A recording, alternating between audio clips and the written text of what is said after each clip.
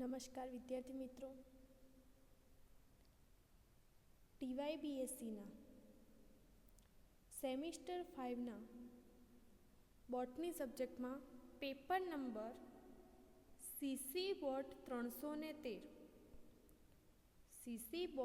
313નો આપણે અભ્યાસ કરીશું, જેની અંદર લાસ્ટ લેક્ચરમાં આપણે શરૂઆત કરી યુનિટ 2ની વનસ્પતિ પરિસ્થિતિ વિદ્યા. એની અંદર આપણે ફર્સ્ટ ટોપિક લીધો છે આબોહવાકીય પરિબળો, ક્લાઇમેટિક ફેક્ટર્સ. એમાં લાસ્ટ લેક્ચરની અંદર આપણે પ્રકાશ વિશે અભ્યાસ કર્યો, એ કઈ રીતે પરિબળ ઉપયોગી છે એનો અભ્યાસ કર્યો. હવે આજે આપણે પ્રકાશની વનસ્પતિ પર અસરોનો અભ્યાસ કરવાનો છે, કે પ્રકાશની જે વનસ્પતિ સાથેનો સંબંધ અથવા તો શું અસરો છે એ આપણે સમજવાની છે. તો જોઈએ પ્રકાશની વનસ્પતિ પર અસર. પ્રકાશની વનસ્પતિ પર અસર.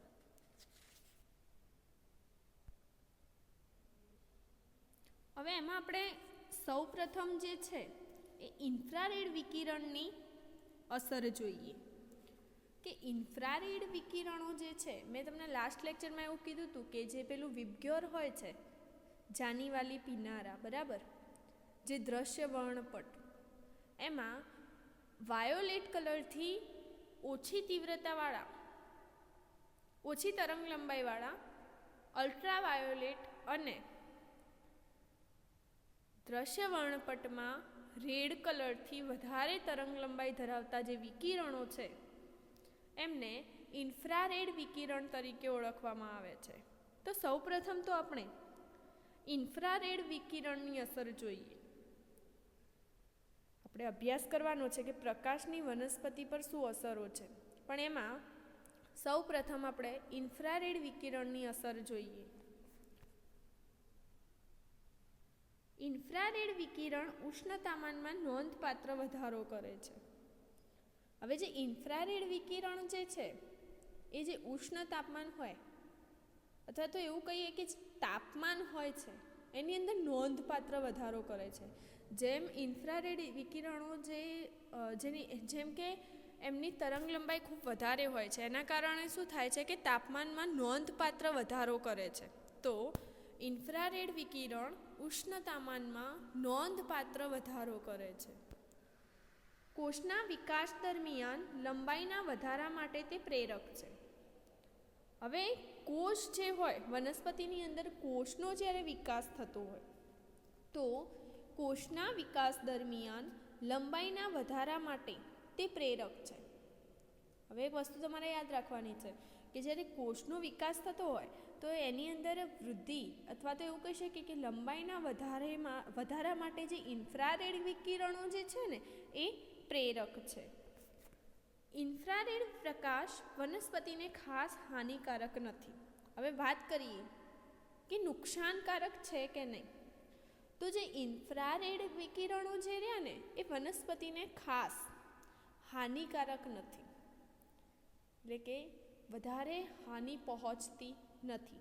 તો એક વસ્તુ તમારે યાદ રાખવાની કે કોષના વિકાસ દરમિયાન જે લંબાઈના વધારા માટે જે પ્રેરક હોય એ છે ઇન્ફ્રારેડ વિકિરણ. ઇન્ફ્રારેડ વિકિરણ જે છે, જે પ્રકાશ છે, એ વનસ્પતિને ખાસ હાનિકારક નથી. અલ્ટ્રાવાયોલેટ પ્રકાશ વનસ્પતિને હાનિકારક છે. હવે એક વસ્તુ સમજો કે જે ઇન્ફ્રારેડ જે છે ને એ વનસ્પતિને એટલો નુકસાનકારક નથી, પરંતુ જે અલ્ટ્રાવાયોલેટ કિરણ જે છે, અલ્ટ્રાવાયોલેટ પ્રકાશ જે છે એ વનસ્પતિને હાનિકારક છે, જે વનસ્પતિને નુકસાન પહોંચાડી શકે છે. ઇન્ફ્રારેડ હાનિકારક નથી, પરંતુ પ્રકાશ જે અલ્ટ્રાવાયોલેટ પ્રકાશ જે છે એ વનસ્પતિને હાનિકારક હોય છે. અલ્ટ્રાવાયોલેટ પ્રકાશ કોષની લંબાઈના વિકાસને અવરોધે છે. હવે મેં વાત કરી કે જે ઇન્ફ્રારેડ વિકિરણ જે છે એ કોષની લંબાઈને પ્રેરક છે, એટલે કે જે ઇન્ફ્રારેડ પ્રકાશ જે છે એ કોષની લંબાઈ પ્રેરે છે, જ્યારે અલ્ટ્રાવાયોલેટ પ્રકાશ જે છે એ કોષની લંબાઈના વિકાસને અવરોધે છે. એક જે છે એ લંબાઈ વધારવામાં મદદ કરે છે, એક જે છે લંબાઈ એટલે કે વિકાસને અવરોધે છે. પૃથ્વી પર વધુ ઉચ્ચતાએ આ વિકિરણનું પ્રમાણ વધુ હોય છે.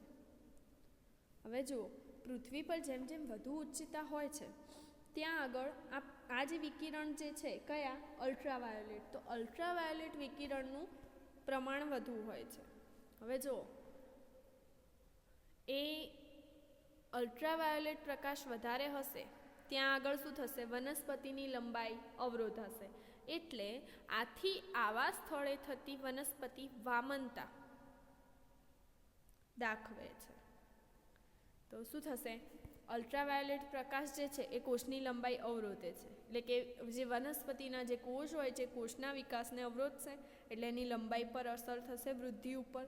તો પૃથ્વી ઉપર વધુ ઉચ્ચતાએ જેમ જેમ જઈએ, ઊંચા સ્થળોએ મતલબ કે વધુ ઉચ્ચતાએ જઈએ તો ત્યાં અલ્ટ્રાવાયોલેટ પ્રકાશનું પ્રમાણ વધારે જોવા મળે છે. આથી આવા સ્થળે થતી વનસ્પતિ વામનતા દાખવે છે. વામનતા એટલે કે ટૂંકી હોય છે, એ લાંબી હોતી નથી, કેમ કે એ શું થશે કે જે અલ્ટ્રાવાયોલેટ વિકિરણ હશે ને એ એની લંબાઈ પર અવરોધ મતલબ કે જે વિકાસ હશે એ વિકાસને અવરોધશે, એટલે લંબાઈ કેવી હશે, ઓછી હશે. એટલે જે વનસ્પતિઓ જે એવા ઉચ્ચતાવાળા સ્થળે જે થાય છે એ વનસ્પતિઓ વામનતા દાખવશે. કોષમાં રહેલ કેટલાક મેંદીય પદાર્થોમાંથી અલ્ટ્રાવાયોલેટ વિકિરણ વિટામિન ડીનું સર્જન કરે છે. હવે જે કોષ હોય એ કોષની અંદર કોષમાં રહેલા કેટલાક મેંદીય પદાર્થોમાંથી, જે કેટલાક એવા પદાર્થો જે હોય એ પદાર્થોમાંથી અલ્ટ્રાવાયોલેટ વિકિરણ શું કરશે, વિટામિન ડીનું સર્જન કરે છે. કોષમાં રહેલા કેટલાક મેંદીય પદાર્થોમાંથી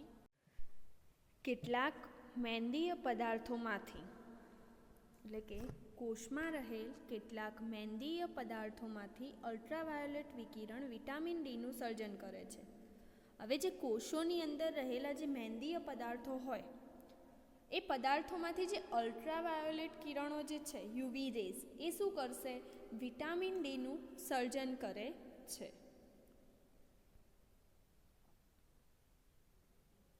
હવે જો પ્રકાશ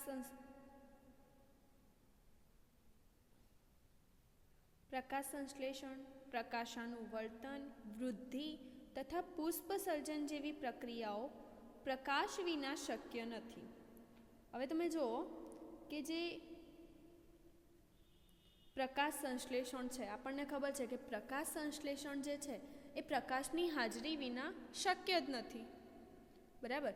સૂર્યપ્રકાશની હાજરીમાં જ પ્રકાશ સંશ્લેષણની ક્રિયા થાય છે. એ જ રીતે પ્રકાશાનુવર્તન છે, વૃદ્ધિ છે, પુષ્પ સર્જન છે, આ બધી જ પ્રક્રિયાઓ જે છે એ પ્રકાશ વિના શક્ય નથી. હવે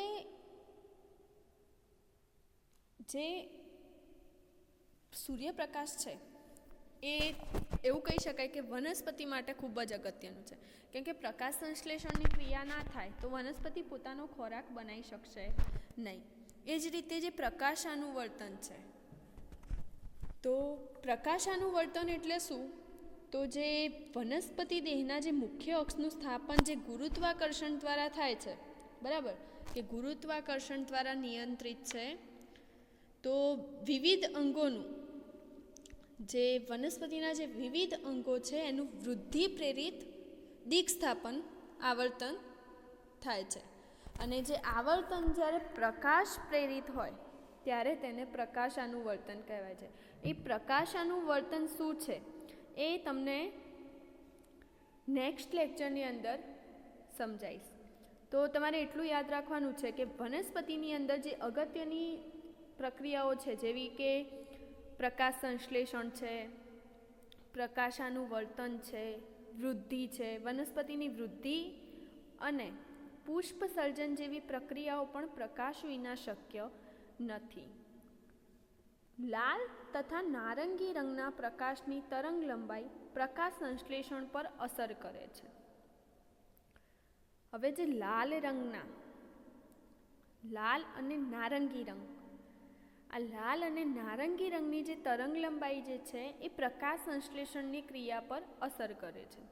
જે લાલ અને નારંગી, જે ઓલું વિબગ્યોર હતું ને, પેલું જે જાનીવાલી પીનારા દ્રશ્ય વર્ણપટ, એમાં એવું કીધું હતું કે જાંબલી રંગની જે તરંગ લંબાઈ છે ઓછી હોય છે, રાતા રંગની વધારે હોય છે. તો જે નારંગી અને લાલ જે રંગ જે છે એ બંને રંગની પ્રકાશની જે તરંગ લંબાઈ છે એ પ્રકાશ સંશ્લેષણની ક્રિયા પર અસર કરે છે. દ્રશ્ય વર્ણપટમાંના લાલ તથા નારંગી રંગના પ્રકાશની તરંગ લંબાઈ પ્રકાશ સંશ્લેષણ પર અસર કરે છે. પ્રકાશાનુવર્તન પર અસર પહોંચાડતી તરંગ લંબાઈ બ્લુ વાયોલેટ રંગની છે. હવે એવું કીધું કે પ્રકાશ સંશ્લેષણ છે, પ્રકાશાનુવર્તન છે, એ પ્રક્રિયાઓ પ્રકાશ વિના શક્ય નથી. તો હવે એમાં કઈ તરંગ લંબાઈઓ અસર કરે છે? તો પ્રકાશ સંશ્લેષણની ક્રિયા પર લાલ તથા નારંગી રંગની તરંગ લંબાઈ, એટલે કે લાલ તથા નારંગી રંગના પ્રકાશની તરંગ લંબાઈ પ્રકાશ સંશ્લેષણ પર અસર કરે છે. અને જે પ્રકાશાનુવર્તન છે એ પ્રકાશાનુવર્તન પર અસર પહોંચાડતી તરંગ લંબાઈ બ્લુ વાયોલેટ રંગની છે, એટલે કે જાંબલી અને નીલા રંગની. તો જે પ્રકાશાનુવર્તન પર જે અસર પહોંચાડતી તરંગ લંબાઈઓ જે છે એ બ્લુ અને વાયોલેટ રંગની છે. આ બે લાઈન તમારે યાદ રાખવાની કે પ્રકાશ સંશ્લેષણમાં લાલ અને નારંગી, પ્રકાશાનુવર્તનમાં બ્લુ અને વાયોલેટ રંગની. તો હવે પ્રકાશની કેટલીક જે વિશિષ્ટ અસરો જે છે વનસ્પતિની અંદર, એનો આપણે અભ્યાસ કરવાનો છે. તો જોઈએ પ્રકાશની કેટલીક વિશિષ્ટ અસરો તપાસીએ. હવે જોઈએ કે પ્રકાશની વનસ્પતિ પર કઈ અસરો થાય છે. બરાબર, કે પ્રકાશની વનસ્પતિ પર કઈ અસરો થાય છે. એક તો છે નીલ રસ સર્જન. નીલકણની અંદર જે નીલ રસ હોય છે એ નીલ રસ સર્જનમાં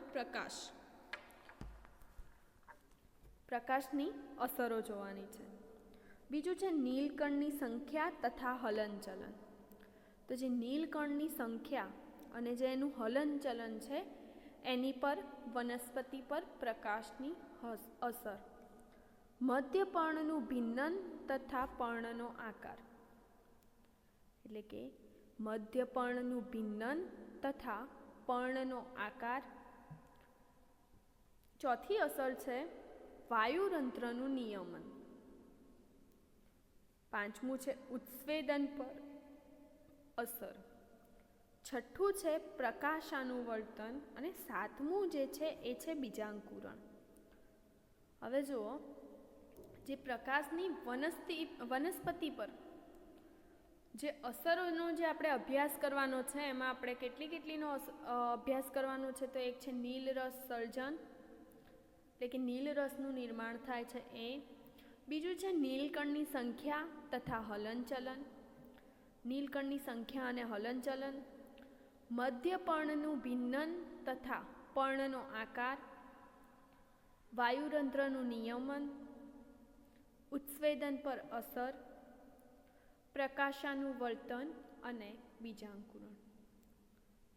તો આટલી અસરોનો આપણે અભ્યાસ કરવાનો છે. એમાં આજના લેક્ચરની અંદર આપણે નીલરસ સર્જન અને નીલકણની સંખ્યા તથા હલનચલન વિશે અભ્યાસ કરીશું.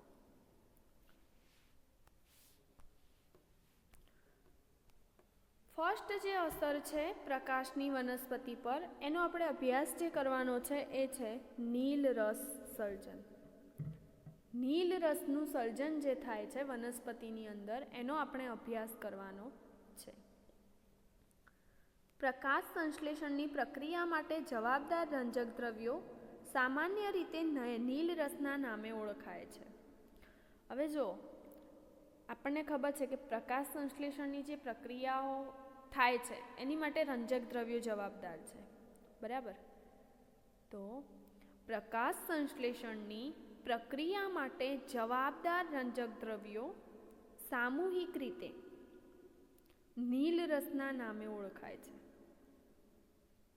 ફરીથી, પ્રકાશ સંશ્લેષણની પ્રક્રિયા માટે જવાબદાર રંજક દ્રવ્યો સામૂહિક રીતે નીલ રસના નામે ઓળખાય છે. નીલ રસના સર્જન માટે પ્રકાશ આવશ્યક છે.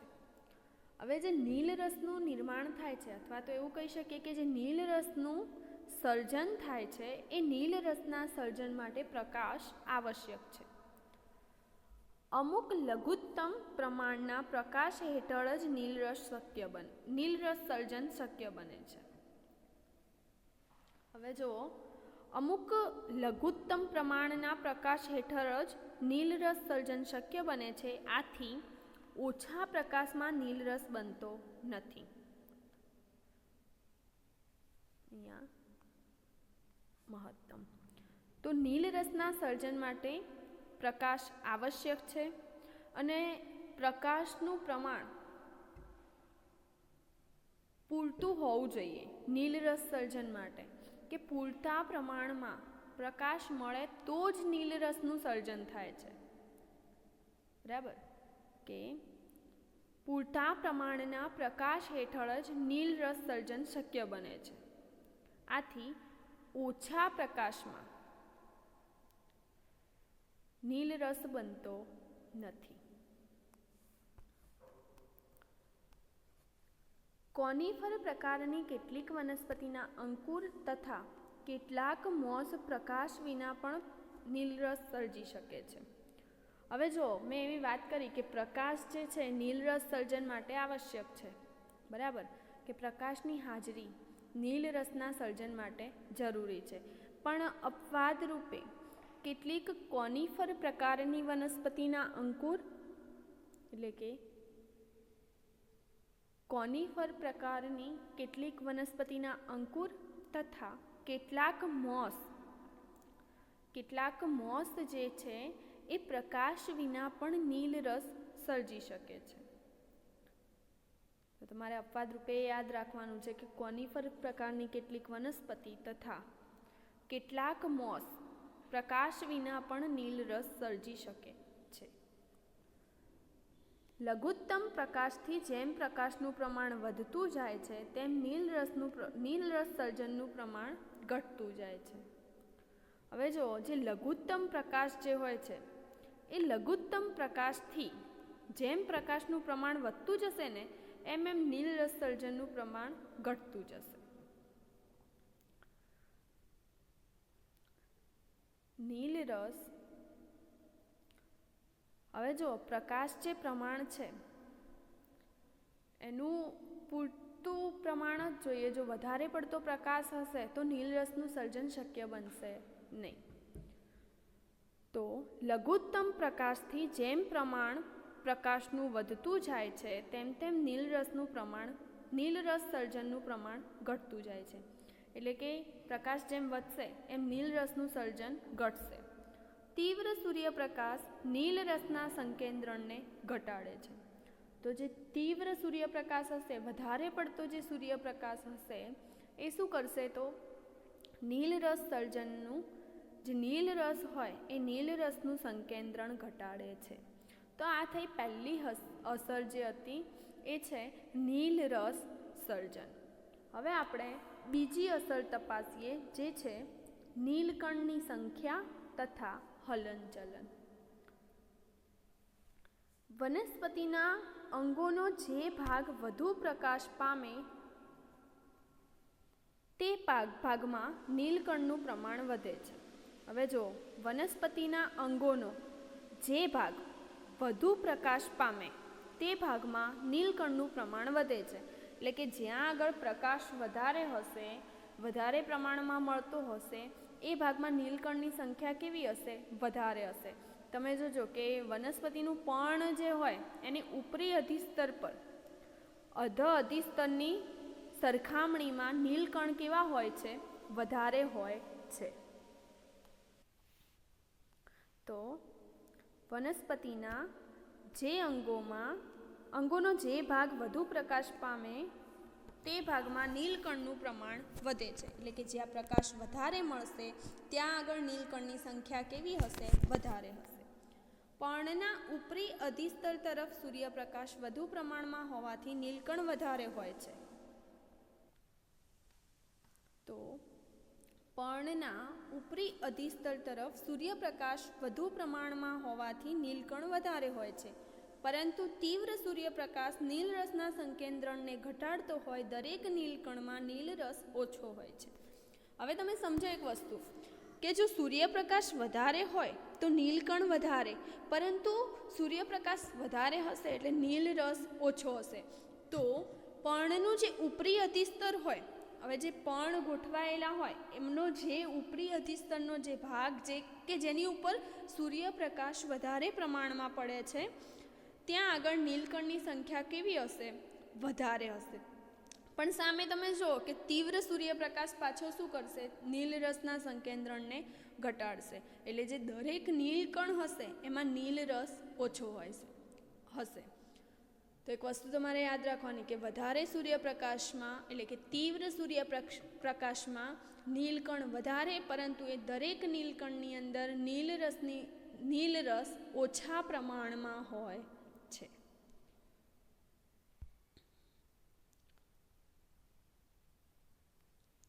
તો આટલું તમારે યાદ રાખવાનું છે કે પર્ણના ઉપરી અધિસ્તર તરફ સૂર્યપ્રકાશ વધુ પ્રમાણમાં હોવાથી નીલકણ વધારે હોય છે, પરંતુ તીવ્ર સૂર્યપ્રકાશ નીલરસના સંકેન્દ્રણને ઘટાડતો હોય દરેકમાં નીલકણમાં નીલરસ ઓછો હોય છે. એક સિમ્પલ ભાષામાં એવું કહું કે જ્યાં આગળ સૂર્યપ્રકાશ વધારે હશે જે ભાગ પર, એ ભાગમાં નીલકણ વધારે હશે, પરંતુ એની અંદર નીલરસ ઓછો હશે. જે ભાગમાં સૂર્યપ્રકાશ ઓછો પડતો હશે એ ભાગમાં નીલકણ ઓછા હશે, પરંતુ નીલરસનું સર્જન વધારે પ્રમાણમાં થશે. નીલરસનું રક્ષણ કરવા નીલકણો પ્રકાશને સમાંતર સ્તરો બનાવી ગોઠવાય છે. હવે દેખો કે આપણે વાત કરી કે નીલકણ હોય એ નીલકણ વધારે હશે, પણ સામે સૂર્યપ્રકાશનું સંકેન્દ્રણ વધારે હશે, એના કારણે નીલરસ કેવો હશે? ઓછો હશે. તો નીલરસનું રક્ષણ કરવા નીલકણો પ્રકાશને સમાંતરે ગોઠવાય અને સ્તરો બનાવે છે. આમ તીવ્ર પ્રકાશમાં ઓછો નીલરસ ધરાવતા અનેક નીલકણ હોય છે.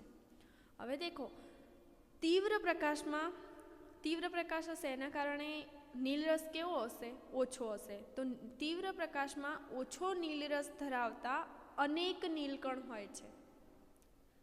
તો તીવ્ર પ્રકાશ જે હોય એમાં ઓછો નીલરસ ધરાવતા અનેક નીલકણો હોય છે. કેમ કે તીવ્ર પ્રકાશ હોય એના કારણે નીલકણો વધારે હશે, પરંતુ સામે જે નીલરસ હશે એ કેવો હશે? ઓછો હશે. જે ભાગને પ્રકાશ ઓછો મળે અથવા તો પરાવર્તિત પ્રકાશ મળે તેમાં નીલકણની સંખ્યા ઓછી હોય છે, પરંતુ દરેક નીલકણમાં નીલરસ વધુ હોય છે. હવે વનસ્પતિના જે ભાગમાં પ્રકાશ ઓછો મળે છે અથવા તો પરાવર્તિત પ્રકાશ મળે છે એમાં નીલકણની સંખ્યા કેવી હશે? ઓછી હશે. એક વસ્તુ તમારે યાદ રાખવાની કે પ્રકાશ વધુ તો નીલકણ વધારે, પ્રકાશ વધુ તો નીલરસ ઓછો. પ્રકાશ વધુ તો નીલકણ વધારે, નીલરસ ઓછો. પ્રકાશ ઓછો હશે તો નીલરસ વધારે, નીલકણ ઓછા. તો જે ભાગને પ્રકાશ ઓછો મળે અથવા તો પરાવર્તિત પ્રકાશ મળે તેમાં નીલકણની સંખ્યા ઓછી હોય છે. જે ભાગને પ્રકાશ ઓછો મળે અથવા તો પરાવર્તિત પ્રકાશ મળે એમાં નીલકણની સંખ્યા ઓછી હોય છે, પરંતુ નીલકણ ઓછા હશે પરંતુ પ્રકાશ ઓછો મળે છે, એટલે દરેક નીલકણમાં નીલરસની સંખ્યા કેવી હશે? વધારે હોય છે. આવી પરિસ્થિતિ જલજ તથા છાયાચાહક વનસ્પતિઓમાં તથા પર્ણના અધ અધિસ્તર તરફ પ્રવર્તે છે. હવે આ પરિસ્થિતિ ક્યાં જોવા મળશે? તો જલજ, એક તો પાણીમાં. કેમ કે શું થાય કે ત્યાં આગળ પ્રકાશ કેવો મળશે? ઓછા પ્રમાણમાં મળશે પણ તીવ્ર પ્રકાશ નહીં મળે. પછી છાયાચાહક વનસ્પતિઓ હોય, બરાબર. અથવા જે પર્ણનું અધિસ્તર હોય, ઉપરી અધિસ્તર પર તો નોટ ડાઉટ કે પ્રકાશ વધારે મળવાનો જ છે, પણ જે અધિસ્તર હોય છે એમાં પ્રકાશ કેવો મળે છે? ઓછો મળે છે. તો આવી પરિસ્થિતિ ક્યાં, એટલે કઈ પરિસ્થિતિ કે નીલકણ ઓછા અને નીલ રસ વધારે, તો એ શેમાં જોવા મળશે? તો જલજ તથા છાયાચાહક વનસ્પતિમાં તથા પર્ણના અધિસ્તર તરફ પ્રવર્તે છે. નીલકણની ગોઠવણી વધુમાં વધુ પ્રકાશ મેળવી શકાય તે પ્રકારની હોય છે. હવે જે નીલકણ હોય એ નીલકણની ગોઠવણી કઈ રીતે હોય છે? તો નીલકણની ગોઠવણી જે છે એ વધુમાં વધુ પ્રકાશ મેળવી શકાય એ પ્રકારની હોય છે. તમે જોજો કે પ્રકાશને સમાંતર ગોઠવાયેલા હશે, બરાબર. પર્ણમાં સમાંતર નીલકણો ગોઠવાયેલા હશે અધિસ્તર તરફ. તો શું થશે? એના કારણે જે નીલકણ છે એને પ્રકાશ વધુ મળે. તો નીલકણની ગોઠવણી વધુમાં વધુ પ્રકાશ મેળવી શકાય તે પ્રકારની હોય છે. તો આજના લેક્ચરની અંદર આપણે આટલે સુધી રાખીએ છીએ. નેક્સ્ટ લેક્ચરની અંદર આપણે જે બીજી જે અસરો છે, મધ્યપર્ણનું ભિન્નન છે, પર્ણનો આકાર છે, વાયુરંધ્રનું નિયમન છે, ઉત્સ્વેદન પર અસર છે, બરાબર. એના પછી છે બીજાંકુરણ, પ્રકાશાનુવર્તન. તો આ બધી અસરોનો અભ્યાસ આપણે નેક્સ્ટ લેક્ચરની અંદર કરીશું. આજે આપણે આટલે સુધી રાખીએ છીએ. Thank you.